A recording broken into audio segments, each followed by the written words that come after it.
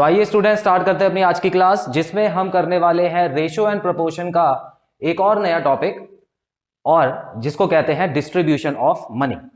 तो स्टूडेंट्स देखिए, ratio and proportion के काफी ज्यादा पार्ट्स हैं और ये लंबा चैप्टर है, तो इसकी काफी वीडियोस भी बनेंगी। तो आई होप आप सभी वीडियोस देखेंगे, और इतना याद रखिए कि कोई भी वीडियो देखने से पहले उसके पहले के पार्ट जरूर देख लीजिए, ताकि आपका कॉन्सेप्ट ठीक से क्लियर हो।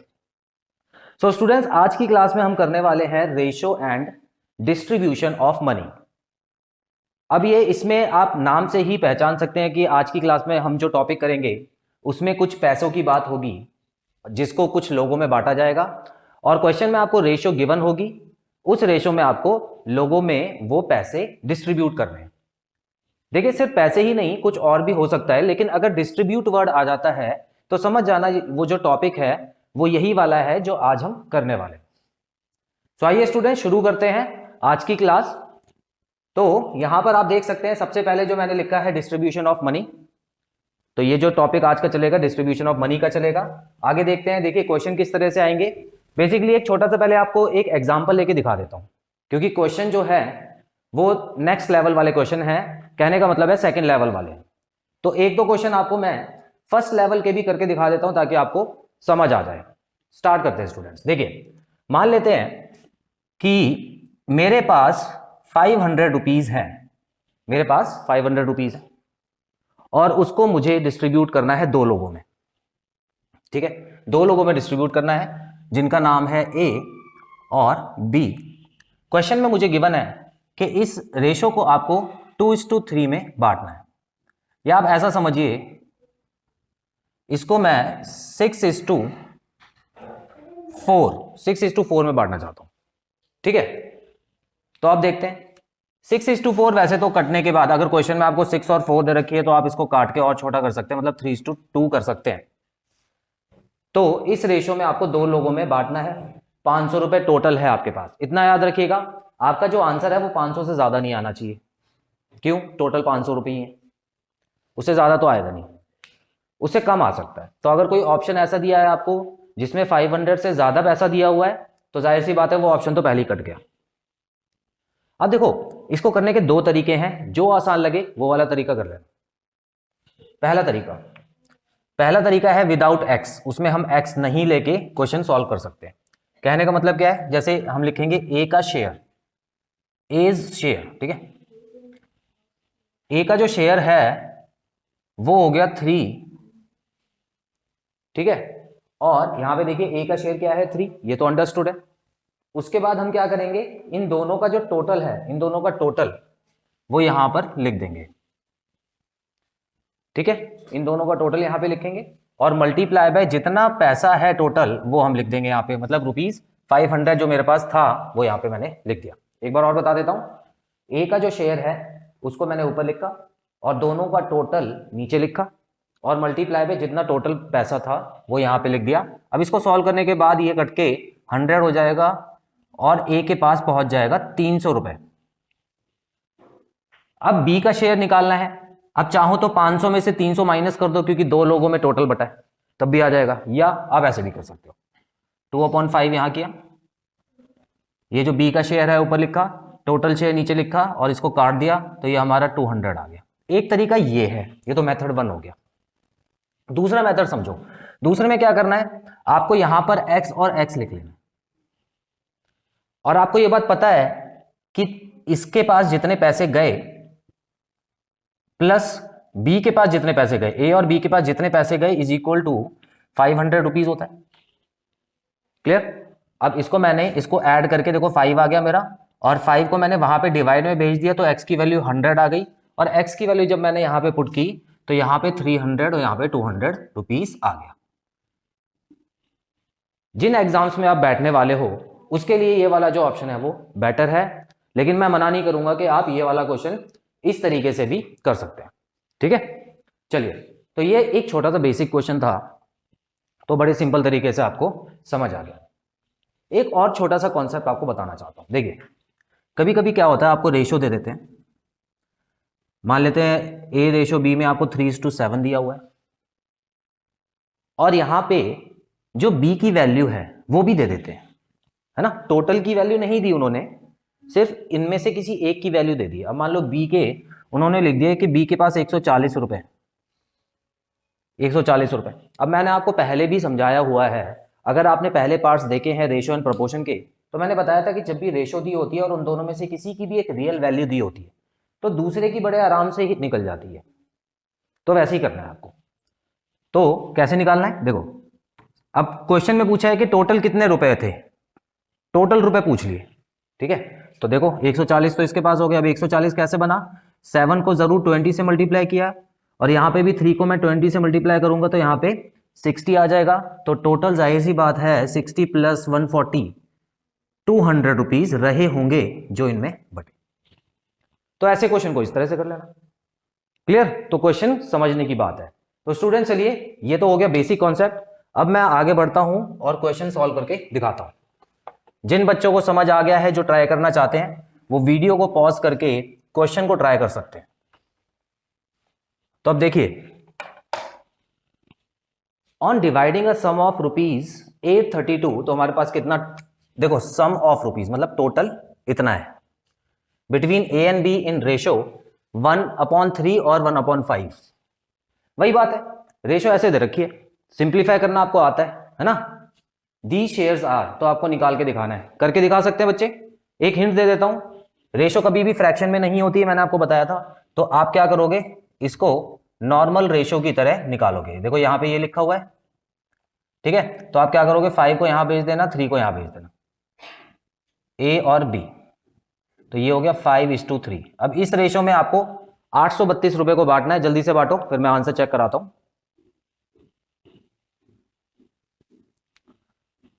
यहां पे मैं भी सॉल्व कर रहा हूं, कोशिश करके आप पहले वीडियो को पॉज करके सॉल्व करेंगे क्वेश्चन को, ठीक है। तो आप देख सकते हैं यहां पे ए का शेयर सिंपली हो गया, मैंने सिंपली एक्स की वैल्यू निकाल लेनी है पहले। तो ये हो गया 8x is equal to 832, X की वैल्यू 832, तो 104 आ गई। एक्स की वैल्यू क्या आ गई, 104, ठीक है।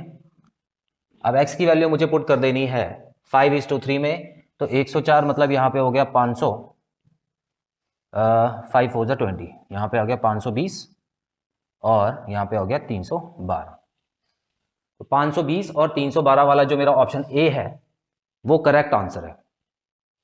क्लियर स्टूडेंट्स, देखिए क्वेश्चन नंबर, चलिए जल्दी से कर लीजिए अगर आपको उसको नोट करना है, उसके बाद मैं क्वेश्चन नंबर 2 पे आता हूं।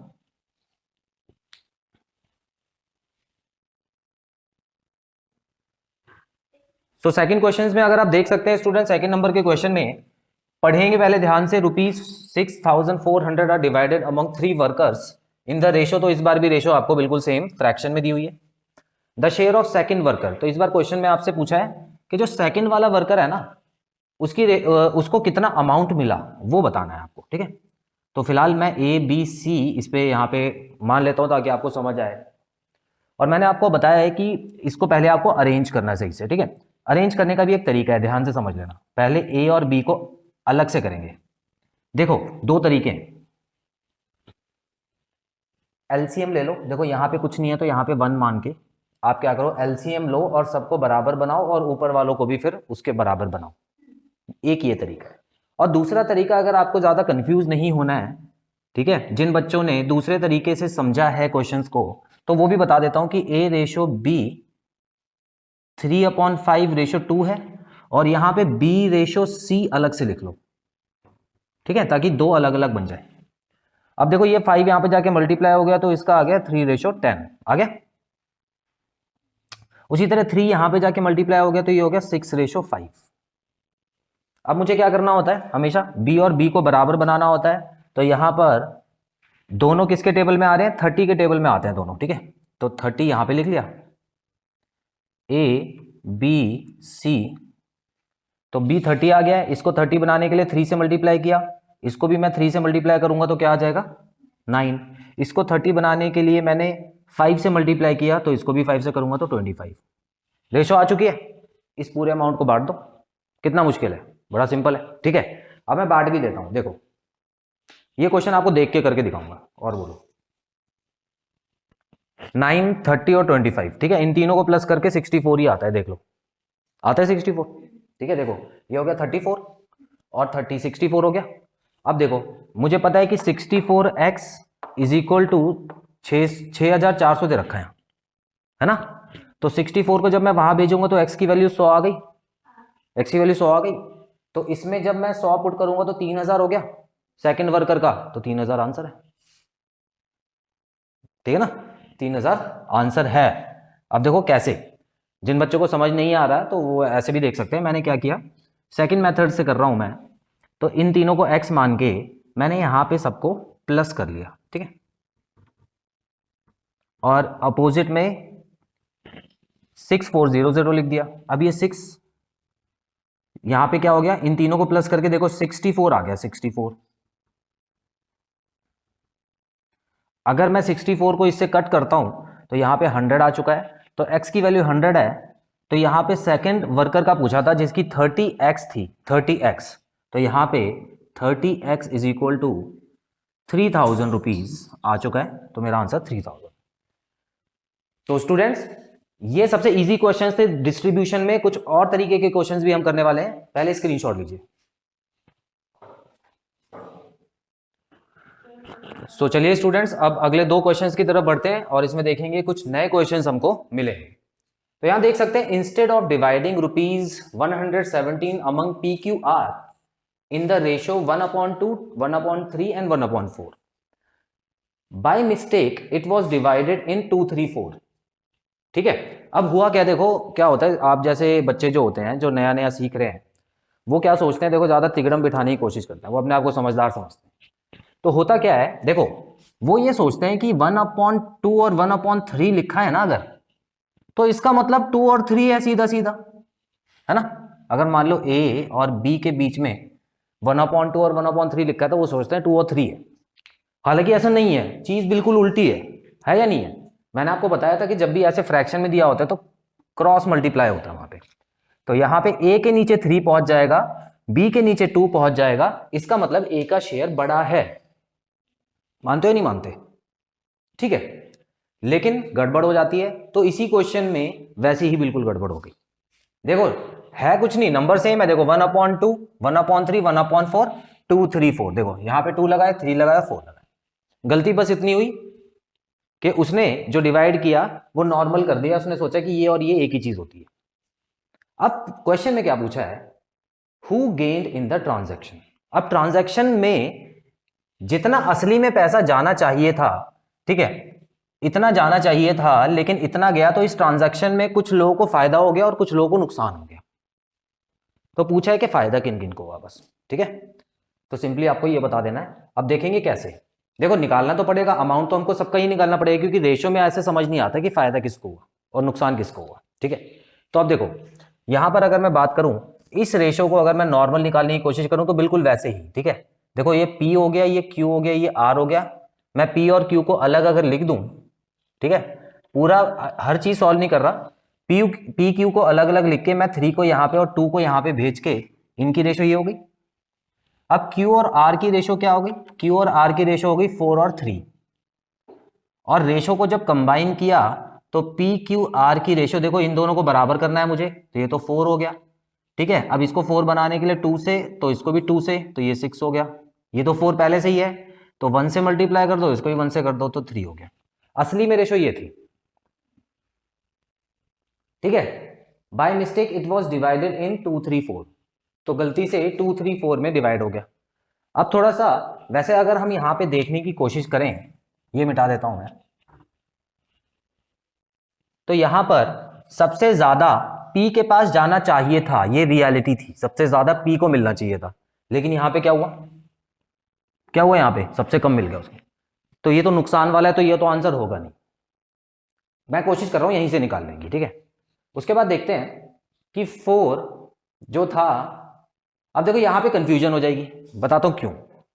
क्योंकि आप नंबरों के हिसाब से करोगे तो हो सकता है गलत भी आ सकता है, क्योंकि नंबरों की असली वैल्यू जब तक नहीं पता होगी तब तक थोड़ी पता लगेगा। हमको ये तो पता लगे P ऑप्शन नहीं है, इतना तो क्लियर है, लेकिन उसके आगे मैं बढ़ नहीं सकता, क्योंकि इसका जो 4 है हो सकता है इसके 3 के बराबर हो, है ना। रेशो में देखो यहाँ पे छोटे नंबर है या बड़े नंबर है, चलो ज्यादा कंफ्यूज नहीं करता, आपको निकालना ही पड़ेगा।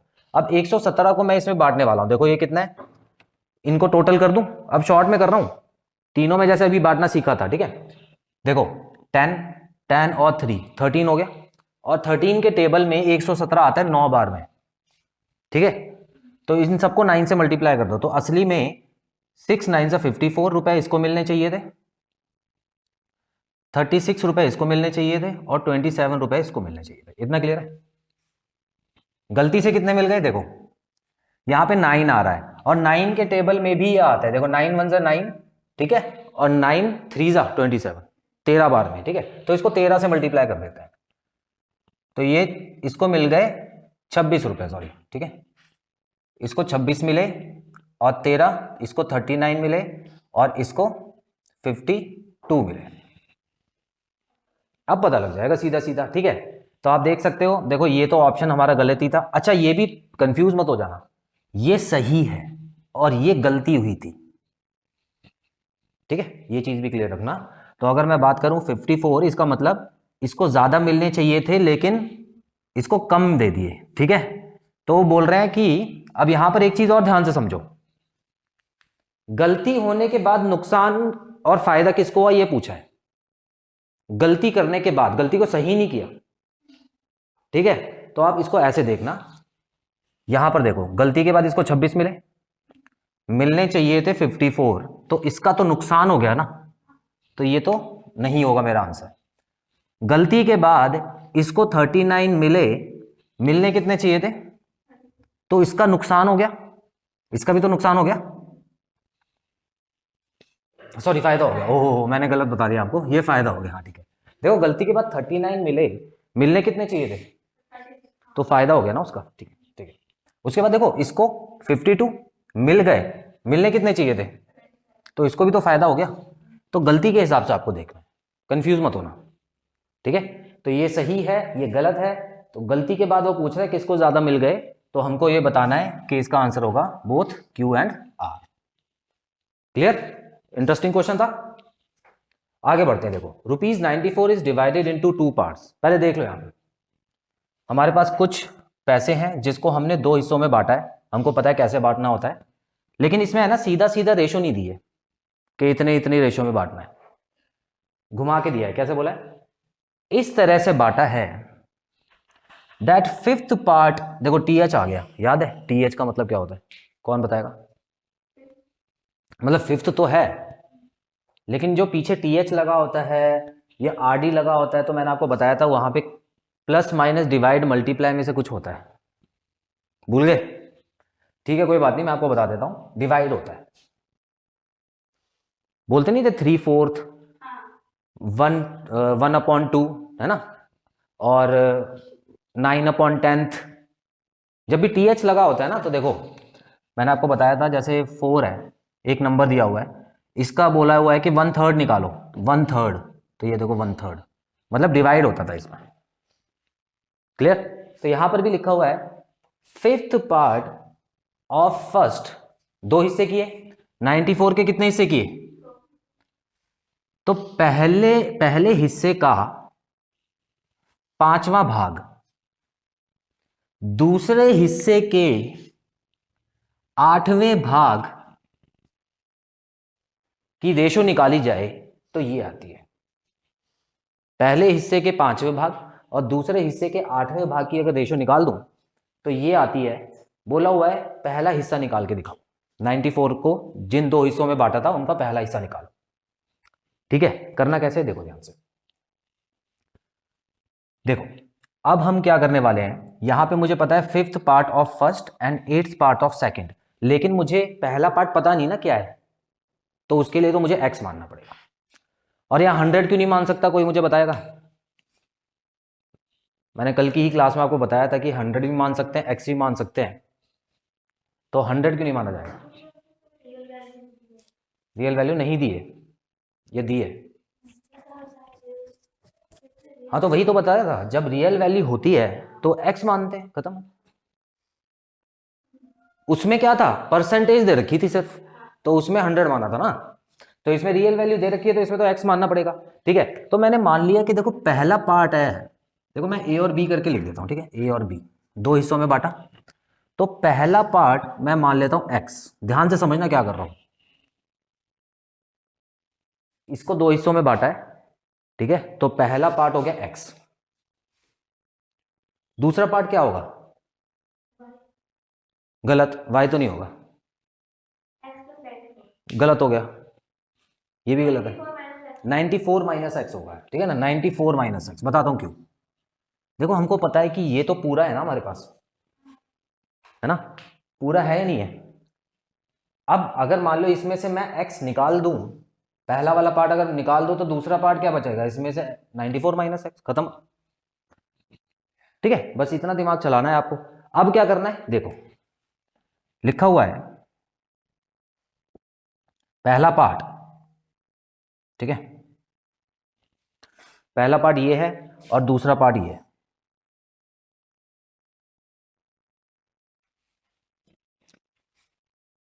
तो लिखा है fifth part of first. Fifth part of first मतलब 1/5 ऑफ फर्स्ट, और सेकंड पार्ट का 1/8 कर दिया जाए तो जो रेशो बन जाती है ना वो बन जाती है 3 और 4।